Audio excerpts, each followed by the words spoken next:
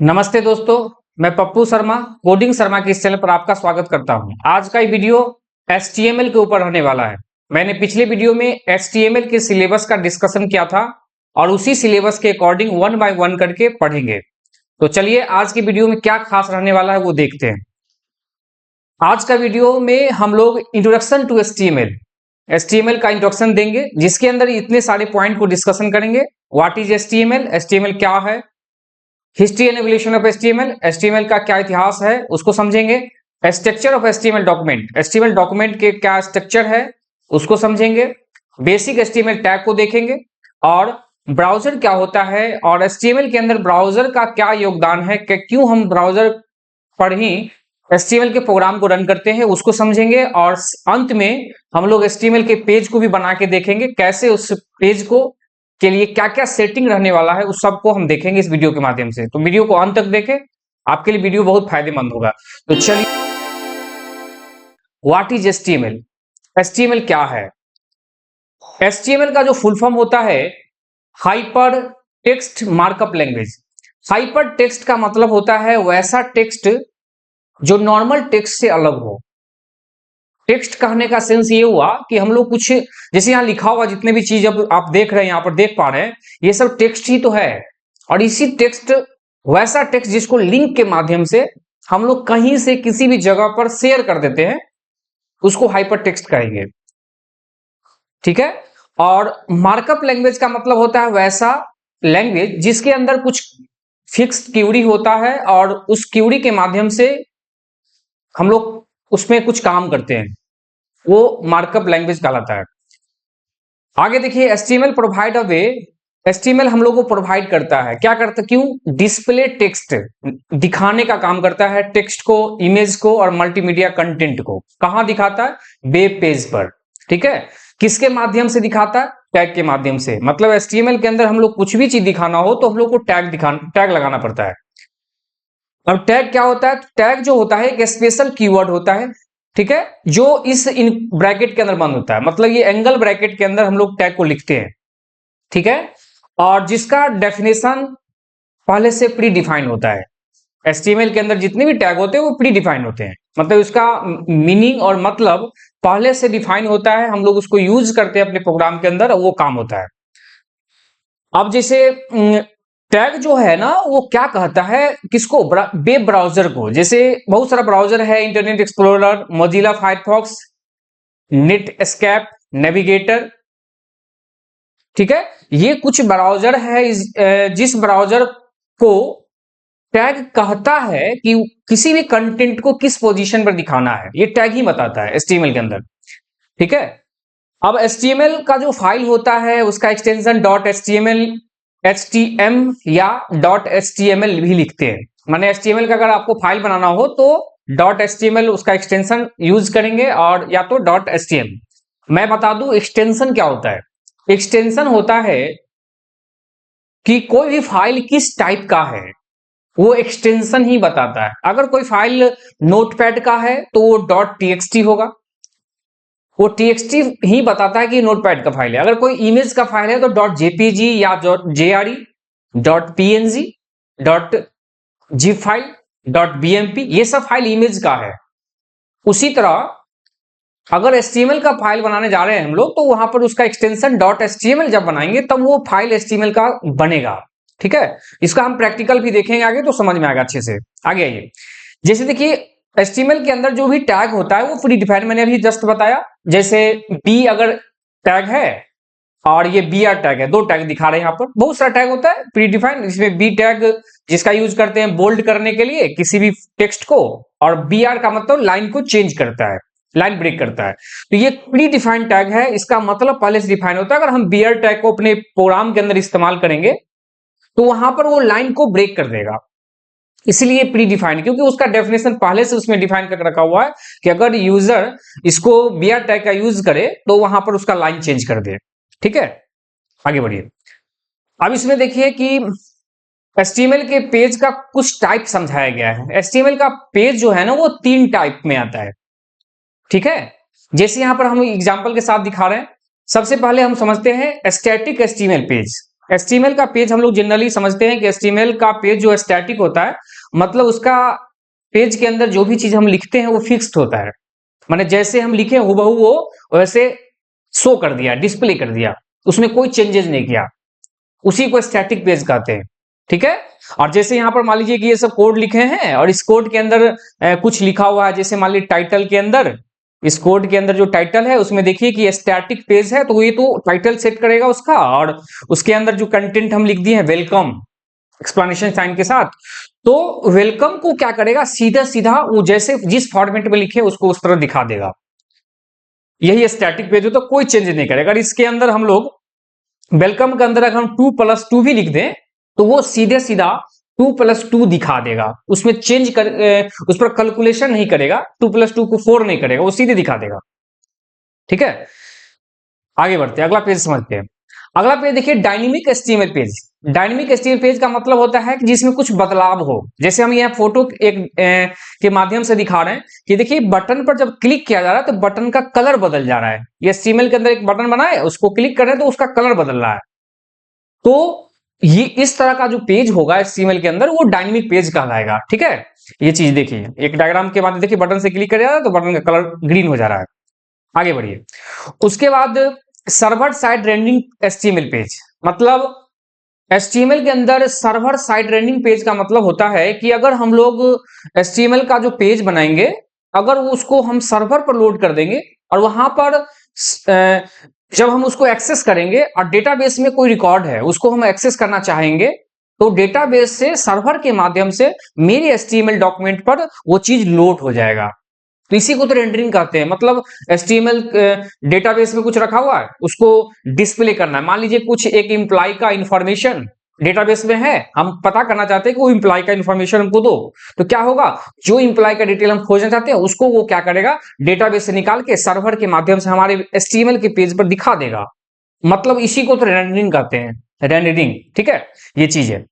तो इस तरह का जैसे यहाँ पे एक फोटो के माध्यम से आप यहाँ पर देख सकते हैं। ठीक है, आगे बढ़ते।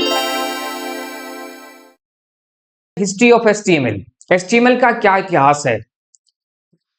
एचटीएमएल पहली बार एचटीएमएल 1.0 के रूप में इन्वेंट हुआ था और 1991 में, ठीक है, जिसको इन्वेंट किया गया था टिम बर्नर्स-ली के द्वारा।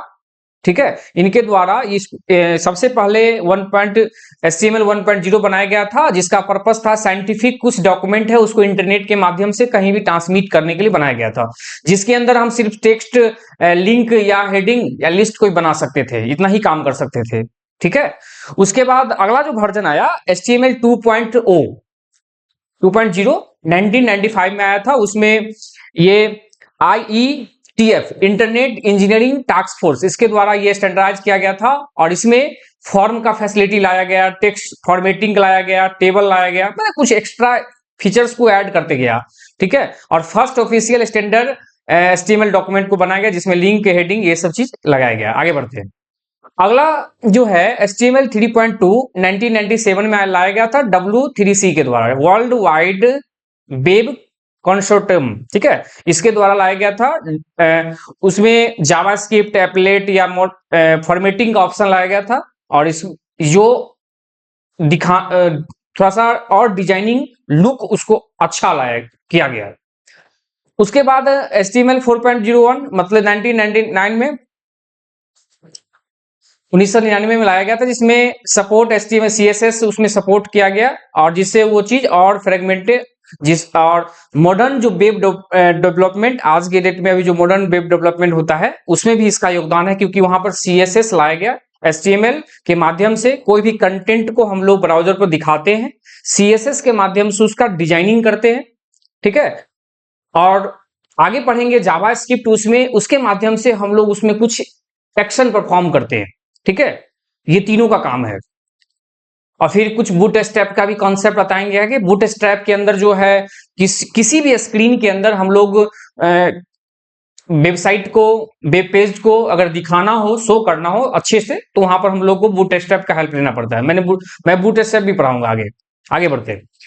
अब देखिए HTML 1.0 2000 ईस्वी में इसको इन्वेंट किया गया। XHTML इसका फुल फॉर्म होता है extensible hyper text markup language माने HTML के में एक्स्ट्रा कुछ फीचर्स को ऐड कर दिया गया, इसलिए extensible hyper text markup language इसका नाम दिया गया। ठीक है, जिसके अंदर क्या कहते हैं, वेल फॉर्म्ड, मतलब HTML का जो टैग्स तो था उसके अंदर जो कंटेंट थे वो वेल फॉर्म में थे, अच्छे से दिखते थे। ठीक है, और लुक उसका अच्छा आया। और फिर लेटेस्ट जो है HTML5 चल रहा है उसमें मल्टीमीडिया सपोर्ट, ये देखिए मल्टीमीडिया सपोर्ट, ऑडियो वीडियो का फैसिलिटी लाया गया, सिमेंटिक एलिमेंट सेक्शन, आर्टिकल नैब, ये सब चीज का फैसिलिटी इसके अंदर लाया गया। तो ये कुछ हिस्ट्री है HTML का। और अभी जो HTML5 चल रहा है और हम लोग HTML5 को पढ़ेंगे और मॉडर्न वेब पेज को डिजाइन करेंगे, अच्छे से देखेंगे, आगे बढ़िए। HTML डॉक्यूमेंट का क्या स्ट्रक्चर रहने वाला है, यहां पर आप देख सकते हैं एक स्ट्रक्चर है यहां पर जिसमें डॉक टाइप HTML, ठीक है, HTML डॉक टाइप लगाए हैं और उसके बाद HTML टैग लगाए हैं। एक चीज बता दूं मैं कि जो भी टैग होगा एंगल ब्रैकेट के अंदर होगा। मैंने पिछली बार बताया था स्टार्टिंग में, ये एंगल ब्रैकेट के अंदर जो भी चीज लिखा जाएगा वो टैग होगा। HTML में वो सब प्री डिफाइंड टैग होता है। और जो भी टैग जिस ऑर्डर में खोलते हैं, मान लीजिए इसके अंदर कुछ कंटेंट लिखेंगे और इस टैग का काम खत्म करेंगे, बंद करेंगे, तो उसके लिए हम लोग फॉरवर्ड स्लैश लगाते हैं। ये फॉरवर्ड स्लैश लगाएंगे तो ये HTML क्लोज हो जाएगा। ठीक है, जैसे यहां देखिए HTML स्टार्ट किया गया, उसके अंदर हेड लगाया, हेड सेक्शन आया। हेड सेक्शन के अंदर दो चीज लाया, एक मेटा टैग और एक टाइटल टैग। मेटा उस HTML डॉक्यूमेंट के अंदर जो भी हम लोग टेक्स्ट लिख रहे हैं उसका फॉर्मेटिंग डिफाइन करता है, कैरेक्टर को सेट करता है। ठीक है, और मेटा टैग का बहुत ही उपयोग है, हम आगे बताएंगे। और टाइटल हम लोग सेट करते हैं कि अगर कोई पेज बनाएंगे HTML का तो उसका कुछ टाइटल होना चाहिए जिससे वो रिप्रेजेंट होगा वो पेज, तो उसके लिए हम लोग टाइटल के अंदर डालेंगे। टाइटल हो गया, जैसे यहां लगा लिखा हुआ है पेज टाइटल और वो टाइटल बंद है, बंद करने के लिए हम फॉरवर्ड स्लैश लगाते हैं। देखिए उसके बाद हेड सेक्शन को हम लोग बंद किए, हेड टैग खुला था, हेड बंद हो गया। फिर बॉडी टैग स्टार्ट हुआ, मतलब बॉडी, मतलब यहां से अब मेरा काम होगा। इसके अंदर दो टैग यूज किया गया, क्या देख सकते हैं, एक H1 एक पैराग्राफ टैग है, माने H1 हेडिंग टैग है, एक पैराग्राफ टैग है। H1 में मैंने लिखा हुआ है कि वेलकम टू माय पेज, ठीक है, और पैराग्राफ के अंदर दिस इज अ पैराग्राफ, मतलब ये दो हम टेक्स्ट को दिखाना चाहते हैं, दो टैग के माध्यम से वो दिखाया गया है। और फिर बॉडी टैग खुला था और बॉडी टैग को फिर बंद कर दिया, मतलब बॉडी के अंदर जितना चीज दिखाना है वो बॉडी के अंदर डाल दिए और फिर बॉडी क्लोज हो गया और स्टार्टिंग में जो HTML खुला था वो यहाँ पर बंद हो गया। ठीक है, तो इस तरह से क्या कहते हैं HTML का पेज रहने वाला है और यही डॉक्यूमेंट का स्ट्रक्चर होता है। क्या क्या बताए, HTML टैग होता है, उसके अंदर हम लोग हेड टैग बनाते हैं, उसके अंदर हम लोग टाइटल को डिफाइन करते हैं, डॉक टैग भी लगाते हैं ऊपर, लेकिन टाइटल डिफाइन करते हैं। उसके बाद हम लोग हेड को क्लोज कर देते हैं, यहाँ पर हम लोग हेड से पहले हम टाइटल को क्लोज करते हैं, फिर बॉडी टैग लगाएंगे और बॉडी के अंदर जो भी चीज लिखना होगा वो लिखेंगे, फिर बॉडी टैग को क्लोज कर देंगे और लास्ट में हम लोग आखिरी में HTML टैग को भी बंद कर देंगे। तो ये स्ट्रक्चर है HTML के अंदर। ठीक है, अब आगे हम एक्सप्लेनेशन करेंगे कि हेड टैग के अंदर क्या होता है, टाइटल टैग के अंदर क्या क्या लिखते हैं, उसको हम प्रैक्टिकल दिखाएंगे तो और अच्छे से स्पष्ट होगा। Basics of HTML tag, HTML tag जो है उसका बेसिक अभी जो बताए हैं उसी के अंदर देख लीजिए, यहाँ पर एक्सप्लेनेशन किया गया है। डॉक टैग ये क्या करता है, डिक्लेयर करता है HTML डॉक टाइप HTML5, मतलब ये डॉक टाइप लगाने से ये चीज हो जाता है कि ये पेज जो बन रहा है HTML का वो HTML5 का है, जो हम लेटेस्ट वर्जन है अभी वो चीज। उसके बाद HTML ये क्या है, रूट एलिमेंट है, मतलब यहां से HTML का पेज स्टार्ट होता है। ठीक है, ये यहां से HTML का कंटेंट को क्या करता है, रैप करता है, मतलब वहां शुरुआत करता है। ठीक है, उसके बाद हेड, हेड क्या करता है, containing meta information and not visible on page like title charset, और मतलब देखिए कि हेड के अंदर जो भी डेटा हो, जो भी चीज लिखेंगे वो चीज डायरेक्टली ब्राउजर पर शो नहीं होगा, वो इंटरनली काम करता है। ठीक है, जैसे इसका उपयोग क्या कर सकते हैं, CSS के लिंक बनाने के लिए यूज करते हैं, CSS को डिफाइन करने के लिए उपयोग करेंगे हम लोग आगे।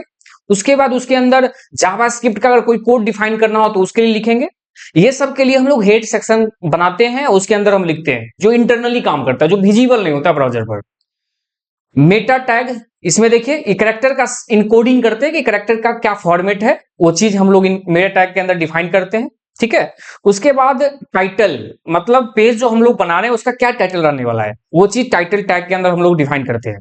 ठीक है, और बॉडी टैग का मतलब इसके अंदर हम लोग कोई कंटेंट को लिखेंगे तो ब्राउजर पर सीधे सीधे रिप्रेजेंट होता है। तो मैं इस वीडियो में और यहां पर अभी हम बेसिक एचटीएमएल टैग को अच्छे से एक्सप्लेन किए कि किस टैग का क्या क्या उपयोग हम लोग करेंगे।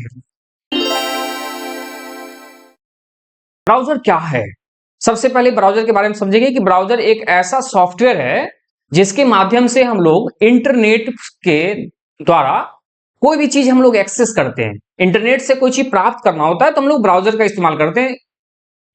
जैसे अगर हमको कोई भी चीज सर्च करना है, किसी का फोटो निकालना है, तो हम लोग ब्राउजर पर जाते हैं, वहां पर लिखते हैं, वो क्या करता है हमको लाके दिखा देता है। वो मीडिएटर है, ब्राउजर एक सॉफ्टवेयर है।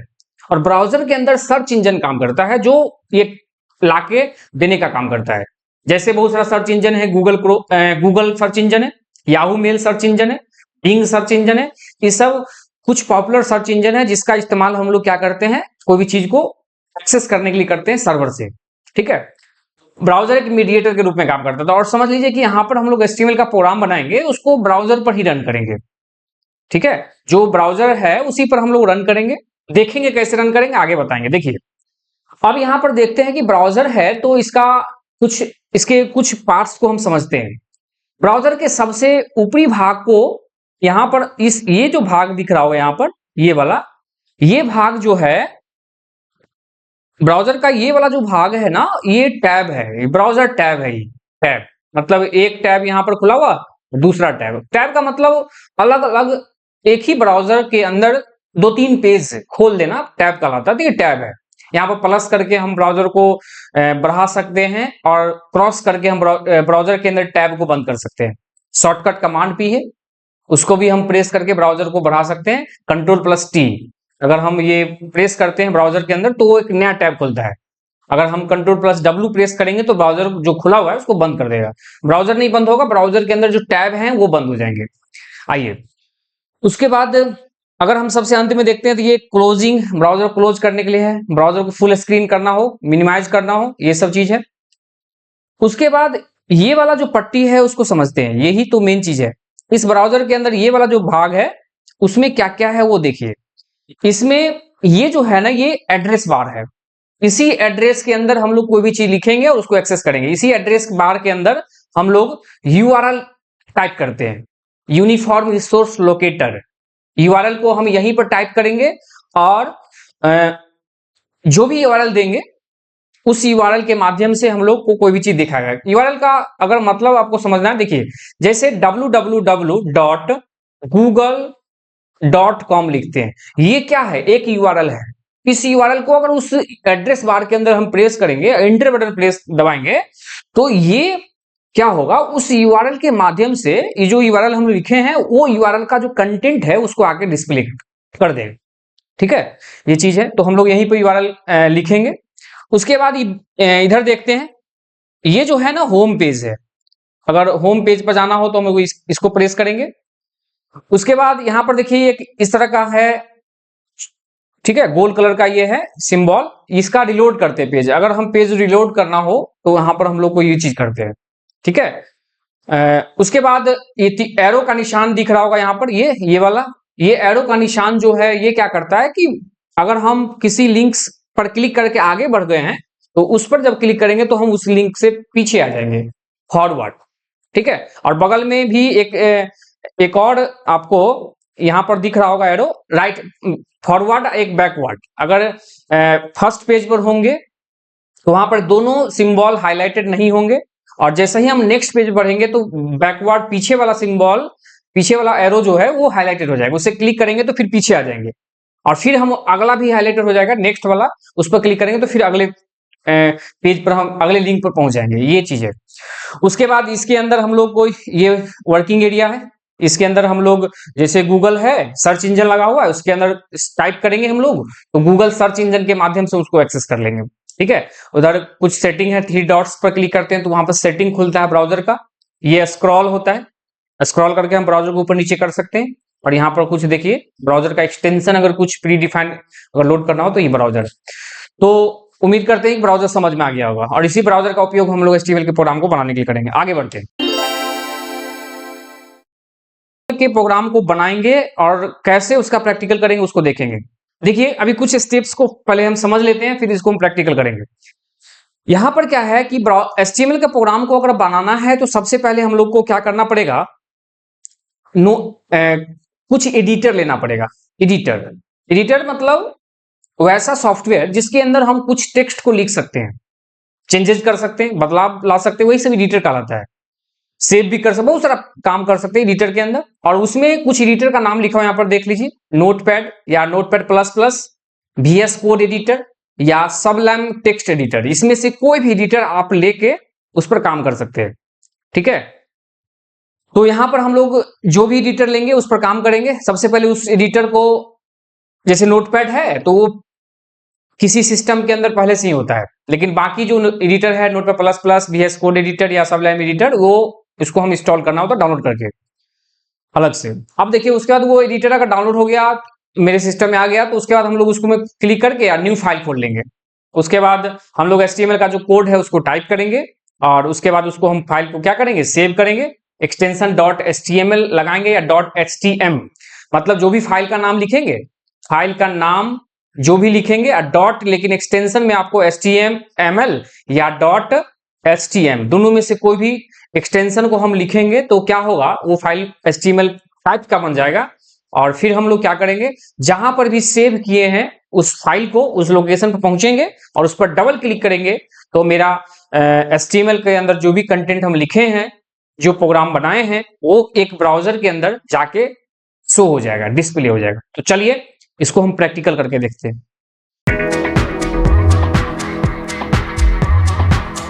को बनाने के लिए हम अभी डेस्कटॉप पर आ चुके हैं। इस डेस्कटॉप पर आए हैं और यहां पर हम लोग क्या करेंगे, HTML को प्रोग्राम बनाने के लिए हम लोग नोटपैड का सहारा लेंगे। अगले वीडियो में हम दूसरे एडिटर के बारे में भी पढ़ेंगे, उस पर भी कैसे काम करते हुए दिखाएंगे। अभी नोटपैड लेंगे। नोटपैड के लिए हम लोग यहाँ स्टार्ट मेनू पर क्लिक करते हैं और यहाँ पर टाइप सर्च कर लेते हैं नोटपैड। यहां से नोटपैड हमको मिल गया, इसके साइज को हम बड़ा कर लेते हैं। ये कुछ खुला हुआ पहले से, इसको हम बंद कर लेते हैं। अब ये साइज हम बढ़ा लिए। यहां से नोटपैड ये ओपन हो गया, न्यू फाइल भी खुल गया, ब्लैंक फाइल। और इसमें हम लोग क्या करेंगे, टाइप करेंगे। ठीक है, HTML टैग शुरू किए, उसके बाद कैपिटल स्मॉल कुछ भी आप लिख सकते हैं। ठीक है, HTML हेड के अंदर हम लोग टाइटल डालेंगे। फिलहाल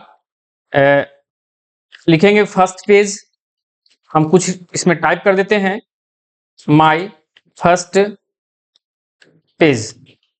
ठीक है, उसके बाद टाइटल को क्लोज कर देंगे, टाइटल बंद हो गया। उसके बाद हम लोग क्या करेंगे, हेड को भी क्लोज कर देंगे, हेड क्लोज हो गया।